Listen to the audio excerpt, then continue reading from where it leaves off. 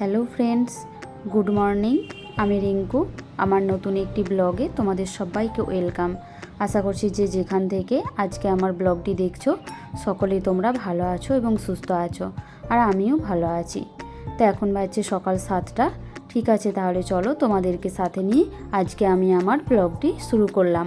তো এখন দেখো, সকালে ব্রাশ ট্রাশ করে নিয়েছি, বাসি কাপড়ও আজড়ে নিয়েছি, নিয়ে আমি একটু মাথাটা আঁচড়ে নিয়ে আর একটু সানস্ক্রিন লাগিয়ে নিচ্ছি। কারণ জানোই তো এখন রোদের তাপও ভীষণ আর ভীষণ গরমও, তো এক্ষুনি রান্নাঘরে যেতে হবে রান্না টান্না করতে। তো ভাবলাম একটু সানস্ক্রিনটা মেখেই নিই। আর দেখো, তারপরে আমি রান্নাঘরে চলে এসেছি আর জানলাটাও খুলে নিয়েছি, নিয়ে আমি একটু ডাস্টিং করে নিচ্ছি। আর জানো তো, আমি রাত্রে সব কিছু গুছিয়েই রাখি, রান্নাঘরকে আমি অগোছালো রাখি না। কারণ রান্নাঘরকে অগোছালো রাখতে নেই, আর রান্নাঘরে কোনোদিনও এঁটো বাসন ফেলে রাখতে নেই, এটা আমি জানি। তো তার কারণে আমি রাত্রে আমার বাসন টাসন সব কিছু আমি ধুয়ে গোছ করে রাখি। তো সেই বাসনগুলোই আমি এখন গুছিয়ে নিচ্ছি।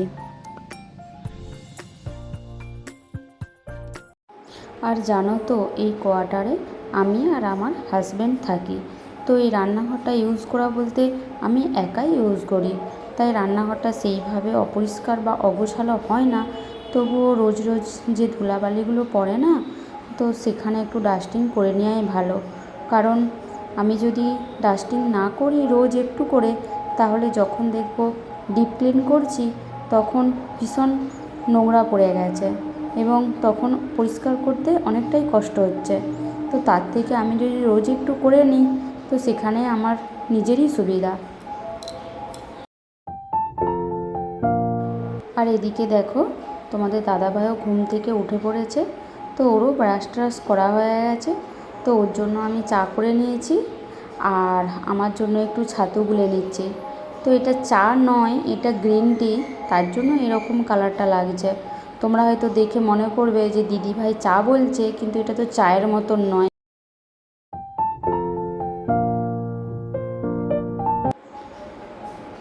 আর এই দেখো, এই ঘরটাতে তোমাদের দাদাভাই বসে বসে অফিসের কাজকর্ম করছে।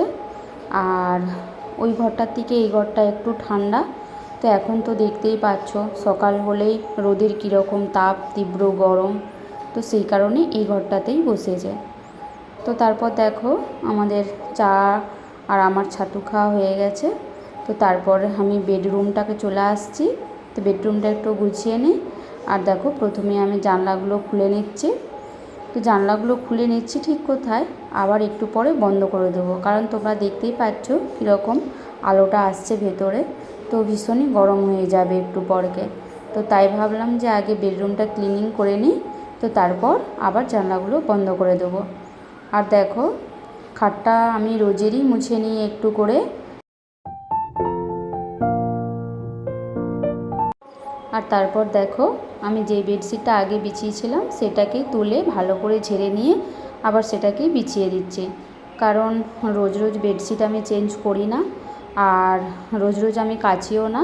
তবে একটা বেডশিটকে আমি অনেক দিন বিছিয়েও রাখি না, এক সপ্তাহ করে রাখি, তারপর আবার কেচে দিই।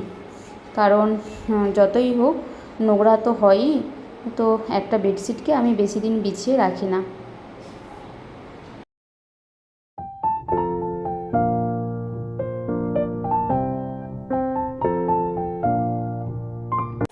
আর তারপর দেখো, এই রুমটাও একটু ডাস্টিং করে নিচ্ছি। আর সত্যি কথা বলতে কি, সব দিন আমি ডাস্টিং করি না, কারণ সব দিন তো সম্ভব হয়ে ওঠে না। তো এই রুমটা একদিন, রান্নার ঘরটা একদিন, এরকম করে করে আমি করি, মানে কিছুটা কিছুটা করে করি। মানে একদিনে সবটা করে উঠতে পারি না, কারণ কাজ তো এগুলোই থাকে না, আরও নানা রকম কাজকর্ম থাকে, তো সেইগুলোও করতে হয়। আর একা হাতে কাজ করতে গেলে দেখবে সেখানে একটু সময়ই লাগে সব কিছু করতে। তো তারপর দেখো, আমি ঝাঁট দিয়ে নিচ্ছি ভালো করে পরিষ্কার করে। আর জানলাগুলোতেও বড্ড ধুলা হয়, কারণ এখন তো গরমের জন্য জানলাগুলো খোলা থাকে, তাই জানলাগুলোও একটু পরিষ্কার করে নিলাম। আর তারপর দেখো, তোমাদেরকে তো দেখিয়েছিলাম যে সেদিনে গাছগুলো কিনে এনেছিলাম, আর তোমাদের দাদাভাই লাগিয়েও দিয়েছে। তো গাছগুলোরই একটু পরিচর্যা করে নিলাম, কারণ এখন একটু না পরিচর্যা করলে গাছগুলোকে তো একটু ধরতে দিতে হবে, ঠিকঠাক হতে দিতে হবে। তাই সময়ে সময়ে একটু গাছটার পরিচর্যা করে নিই। আর তারপর দেখো যে আমি খাবার জোগাড় করে নিচ্ছি। আর অন্যান্য তো কাজকর্ম করলেই হবে না, খাওয়ার জোগাড়ও তো করতে হবে, পেট তো আর কথা শুনবে না। তো তাই আমাদের সকালের ব্রেকফাস্টের জন্য, ব্রেকফাস্ট বলতে অন্য কিছু নয়, তো আমরা একটু মুড়ি খেতে পছন্দ করি, তো আমরা মুড়ি খাই সকালে বেশিরভাগ দিন। তাই মুড়ি খাওয়ার জন্যই একটু তেলে ভাজা ভেজে নিচ্ছি। আর এটা দিয়েই তোমাদের দাদাভাই অফিসে এখন খেয়ে চলে যাবে।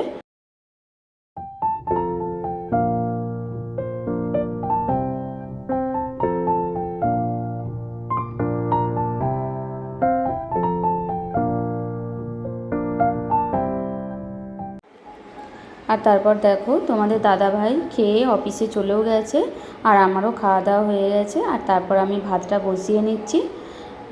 তো তারপর দেখো আমার ভাতটা হয়েও গেছে, তা আমি এখন ফ্যানটা গড়িয়ে নিচ্ছি। আর আজকে রান্না করব হচ্ছে পটল চিংড়ি, আর অন্যান্য সবজির মধ্যে আছে হচ্ছে শাক ভাজা আছে, আর ভেন্ডি সেদ্ধ করব, আর হচ্ছে চাটনি। তো আজকে আমি পটল চিংড়িটা করছি। তা আমি কীভাবে পটল চিংড়িটা করি সেই রেসিপিটাই আজকে তোমাদের সাথে আমি শেয়ার করছি। তো তোমাদের যদি ভালো লাগে অবশ্যই তোমরা কমেন্ট করো, ঠিক আছে। প্রথমে দেখো আমি তেলটা হচ্ছে দিয়ে দিয়েছি কড়ায়, আর তেলটা গরমও হয়ে গেছে। আর চিংড়ি মাছগুলো তো আমি আগেই কেটে বেছে রেখেছিলাম, তো ওতে নুন হলুদও মাখিয়ে রেখেছিলাম। তো এখন চিংড়ি মাছগুলোকে ভেজে নেব ভালো করে। আর জানো তো এই পটল চিংড়িটা খেতে আমরা দুজনেই পছন্দ করি, তো তার কারণে আমরা বেশিরভাগ দিনই এই পটল চিংড়িটা করি। তো পটল চিংড়িটা আমি একটু অন্যরকমভাবেই করি, অন্যরকমভাবে বলতে খুবই সিম্পল, সেরকম কিছুই না। তো শেষে শুধু আমি পোস্ত বাটাটা তো দিই, তো তার কারণে একটু অন্যরকম টেস্ট লাগে, তো যেটা ভালোই লাগে খেতে।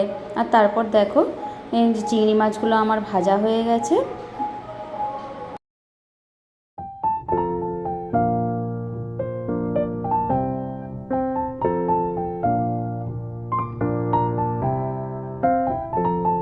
ওই চিংড়ি মাছের যে ভাজা, চিংড়ি মাছটা যে ভাজা করেছিলাম, তো ওই তেলটাতেই আমি পটলগুলো ভেজে নেব।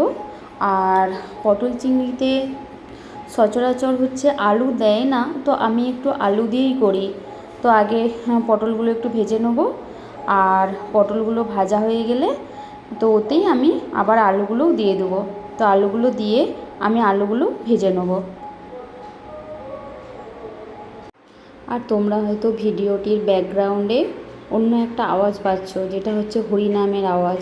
তো এখানে কাল থেকে হরিনাম হচ্ছে, তো কিছু করার নেই, আমাকে তো ভয়েসটা দিতেই হবে, তো তাই তোমাদের একটু অসুবিধাই হবে। তো তারপর দেখো আমি কড়াটা ভালো করে পরিষ্কার করে নিয়েছি, আর তারপর আবারও তেল দিয়ে দিচ্ছি। দিয়ে এবারে আদা রসুন পেঁয়াজ সব কিছু এক এক করে ভেজে নেব। আর গুঁড়ো মশলার মধ্যে আমি দিচ্ছি হচ্ছে লঙ্কা গুঁড়ো, হলুদ গুঁড়ো, জিরে গুঁড়ো, আর একটু কাশ্মীরি লঙ্কার গুঁড়ো। আর দেখো তারপর হচ্ছে পেঁয়াজটা ভাজা হয়ে গেছে, তো তারপর আমি হচ্ছে টমেটোটাও দিয়ে দিলাম। দিয়ে আমি এবারে ভালো করে মশলাটাকে কষতে থাকবো যতক্ষণ না মশলাটা থেকে তেল ছেড়ে যাচ্ছে। আর এই দেখো মশলাটা থেকে তেল ছেড়ে গেছে। তো তারপর দেখো মশলাটার মধ্যে আমি পটল আর আলুগুলো দিয়ে দিলাম, দিয়ে এবারে আর একটু ভালো করে কষিয়ে নেব। কষিয়ে নিয়ে তারপর আমি হচ্ছে জল দিয়ে দেবো। তো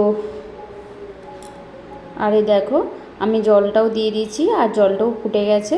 তো তারপর আমি চিংড়ি মাছটা দিয়ে দিলাম।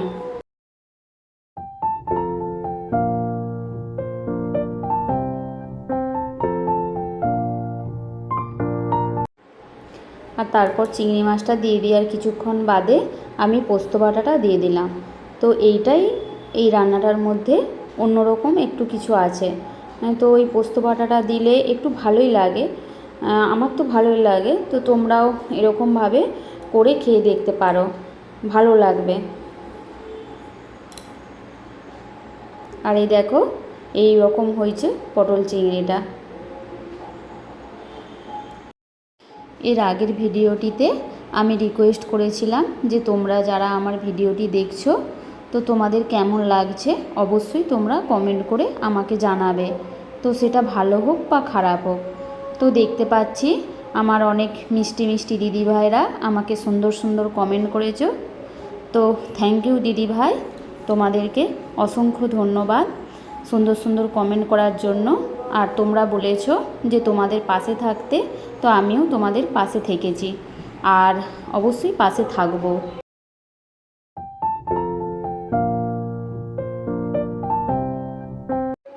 আর তারপর দেখো আমার রান্না করা সারা হয়ে গেছে, আর আমি এখন সুন্দর করে গ্যাসটা মুছে নিচ্ছি। আর রান্না করতে করতে ওই গ্যাসের কাছে যে দেওয়ালটা আছে না, ওই দেওয়ালটাতে এত তেলচিটা পড়ে, মানে রোজ না পরিষ্কার করলে নয়। তো অত দূর উঁচুতে তো আমার রোজ হাত বাড়ায় না, তো ওটা আমি মাসে একদিন করে ডিপ ক্লিন করি, ওই স্ল্যাবের উপরে উঠে ভালো করে পরিষ্কার করি। কিন্তু সব দিন তো আর সেটা হয়ে ওঠে না, তো তাই আমার যত দূর হাত বাড়ায় তত দূরই আমি পরিষ্কার করে নিই। আর তারপর দেখো আমি বেসিনটাও ভালো করে পরিষ্কার করে নিচ্ছি।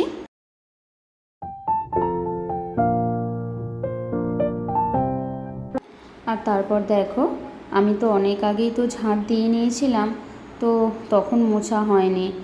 আগে ভাবলাম যে রান্নাবান্নাটা সেরে নিই, তো তারপর মুছবো। আর জানো তো বন্ধুরা, রান্না করতে করতে ওই রান্নাঘরের মেঝেটাতে ভীষণ তেলচিটা পড়ে, তো তার কারণেই আমি এখন কি করি, আগে রান্নাটা করে নিই, তো তারপর আমি মুছি। তো আজকেও তাই করলাম। আর তারপর দেখো আমি স্নান টান করেও নিয়েছি, আর জামা কাপড়গুলো কেচেও নিয়েছিলাম, নিয়ে এখন বারান্দাতেই মেলে দিচ্ছি। ছাদে আর যাবো না ভাবছি, কারণ ছাদে যা রোদ, তোমরা তো দেখতেই পাচ্ছ বাইরেতে কীরকম আলোটা দেখা যাচ্ছে। আর হ্যাঁ বন্ধুরা, আমার ভিডিওটি যদি তোমাদের কোথাও একটুকুও ভালো লেগে থাকে তাহলে অবশ্যই একটা লাইক করো, কারণ তোমাদের একটা লাইক আমাকে অন্য কোনো ভিডিও বানাতে অনেক বেশি মোটিভেট করবে। আর কমেন্ট বক্সে কমেন্ট করতেও ভুলো না কিন্তু। আর তোমরা যদি চাও আমি ইউটিউবে একটুখানি জায়গা করে নিই, তাহলে অবশ্যই তোমরা আমার চ্যানেলটিকে সাবস্ক্রাইবও করতে পারো। আর তারপর দেখো আমি তো পূজা আরে করেও নিয়েছি, আর মাথাটাও একটু আঁচড়িয়ে নিচ্ছি।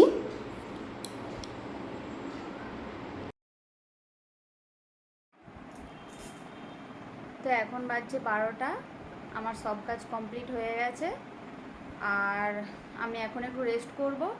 তারপর তোমাদের দাদাভাই আসলে খাওয়া দাওয়া করব। আর তোমাদের দাদাভাইয়ের আসতে একটু দেরি আছে, ও 2টা না হলে আসবে না, তো ততক্ষণ পর্যন্ত আমি একটু রেস্ট করি। তো ঠিক আছে তাহলে বন্ধুরা, আজকে ব্লগটি আমি এখানেই শেষ করলাম, আর দেখা হচ্ছে পরবর্তী ব্লগে। আর ততক্ষণ পর্যন্ত তোমরা সুস্থ থেকো, ভালো থেকো এবং সাবধানে থেকো।